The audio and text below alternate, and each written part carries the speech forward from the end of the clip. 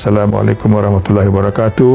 Kita teruskan lagi sharing session kita berkenaan dengan pesanan Ibu Wizni, mak saya yang banyak beri nasihat kepada kami semenjak kami kecil sampailah akhir-akhir kehidupan dia.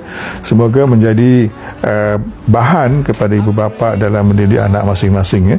Yang ke-21 ini adalah berwawasan dan bercita-cita tinggi. Jadi kita perlu mendidik anak-anak kita supaya mempunyai wawasan dan cita-cita tinggi. Ya. Jadi contohnya adalah Rasulullah sendirilah. Ya. Jadi ketika Rasulullah itu diburu ketika hijrah ke Madinah, orang Mekah telah menghadiahkan siapa yang dapat tangkap Rasulullah, dihadiahkan 100 ekor unta lah. Jadi ramailah yang pergi memburunya, di antara nama Surakah bin Malik.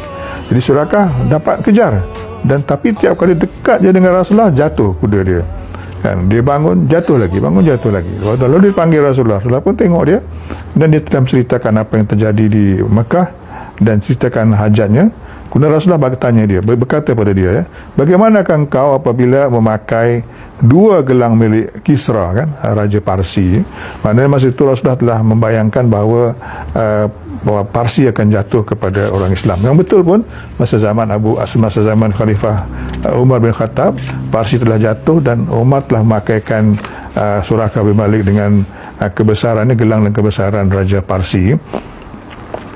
Jadi itu pertama kali, yang hadis yang pertama. Yang keduanya, ketika menggali khandak, ya, ketika tentera bersekutu berjumlah 10,000 orang datang nak menyerang Madinah.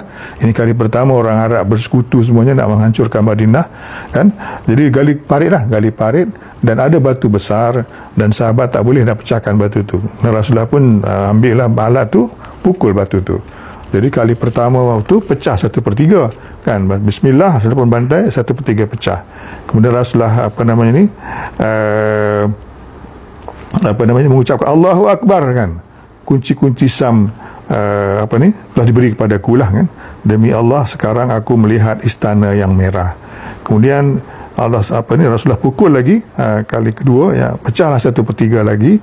Maka Rasulullah berkata Allahu Akbar, aku telah diberi kunci-kunci Parsi, demi Allah aku melihat istananya yang putih, kan. Dan akhirnya yang ketiga 1/3 lagi itu Rasulullah pun pukul, pecah juga. Rasulullah berkata Allahu Akbar, aku telah diberi kunci-kunci Yaman, ya. Demi Allah aku melihat pintu-pintu San'a dari tempatku ini, ya. Jadi demikianlah, kan. Jadi Rasulullah dalam keadaan macam itu telah berwawasan untuk dapat semua itu. Memang betul dapat pun. Masa Umar dapat Sam, dapat Parsi, dan Yaman dah dapat Rasulullah, zaman Rasulullah lagi, ya. Sekian.